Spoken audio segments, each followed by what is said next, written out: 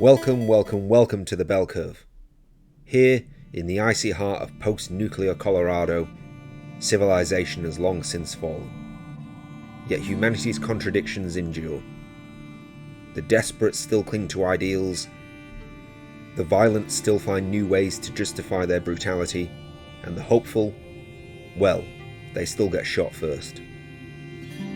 This is Wasteland 3, a tactical role-playing game by inXile Entertainment. Released in 2020, it's the spiritual continuation of Wasteland's 1988 origins, the very blueprint that gave rise to Fallout. The story begins with the Arizona Rangers, survivors of an earlier Wasteland, answering a desperate plea for aid from a man calling himself the Patriarch of Colorado. He promises supplies, manpower, salvation. In return, the Rangers must help him bring his wayward children to heel. But in Wasteland 3, nothing is simple. The journey north ends in disaster. The convoy is ambushed, comrades are incinerated, and what's left of the Rangers limps into the ruins of Colorado Springs. Frostbitten, outnumbered, and bound by a deal they can't refuse. The snow here conceals more than corpses. Beneath the ice lies a civilization rebuilt in absurdity. Zealots devoted to the memory of Ronald Reagan, bloodthirsty clowns armed with napalm, and a patriarch whose benevolence curdles into tyranny the closer you look. At its core, Wasteland 3 is a turn-based tactical RPG. The structure is classic, but the execution is precise. Combat unfolds on a grid, where cover, elevation, and the line of sight dictates survival. Every decision carries weight: when to advance, when to conserve ammunition, and when to unleash a burst that risks hitting friend as much as foe. The systems at play reward planning, but delight in chaos. A single misjudged grenade can spiral into catastrophe. An enemy on fire may panic and run, setting everything nearby ablaze.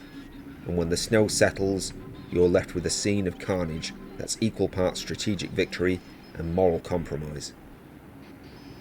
inXile's design roots shine through in the details.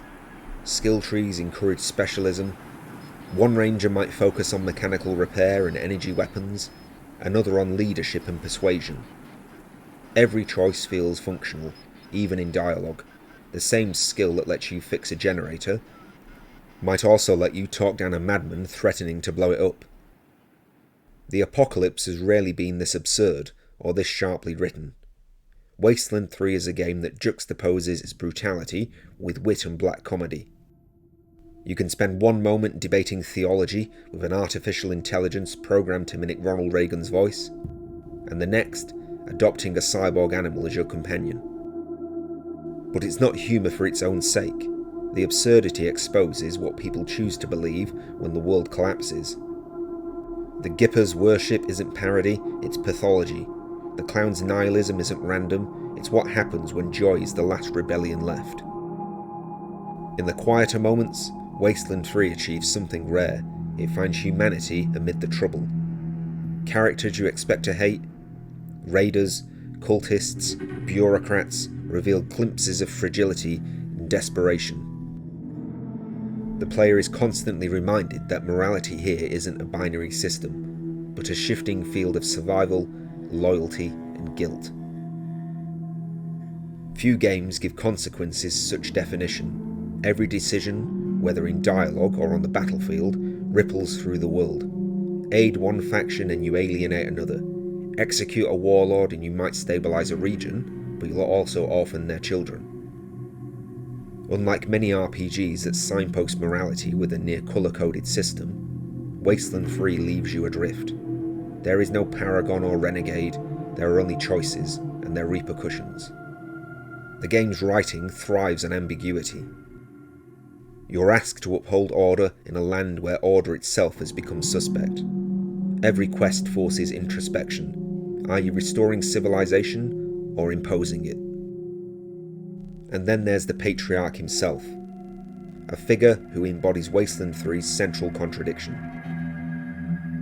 His rule keeps Colorado from total collapse, yet it does so through cruelty. The player must decide whether stability built on blood is worth preserving, and what kind of rangers they become by the time the credits roll. Technically, Wasteland 3 marks a leap forward for inXile. Built on Unity, it exchanges the arid deserts of its predecessor for a world of frost and flame.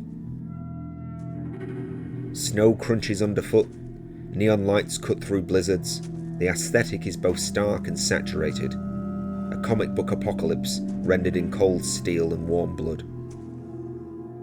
The soundtrack oscillates between hymnal melancholy and electric aggression. A gospel choir might swell behind a gunfight, lending ironic grandeur to the carnage. It's a soundscape that mirrors the game's tonal tightrope, tragic, sardonic, and weirdly beautiful.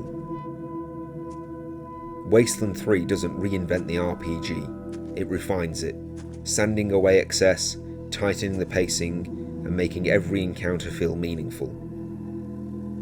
It inherits the DNA of classic computer role-playing games, yet translates it for modern sensibilities without losing the bite. In many ways, it feels like a reclamation, a reminder that isometric RPGs still have something to say, that choice-driven design, when done with conviction, can feel more daring than any photorealistic open world. Wasteland 3 is a study in contradictions, brutal yet compassionate, cynical yet sincere. It invites you to lead, but constantly questions the authority you wield. In the end, its greatest success isn't its explosions or the spectacle, it's in the way it makes you pause before pulling the trigger. Because in Colorado's frozen heart, the hardest choices aren't about who lives or dies, but about who you become trying to decide.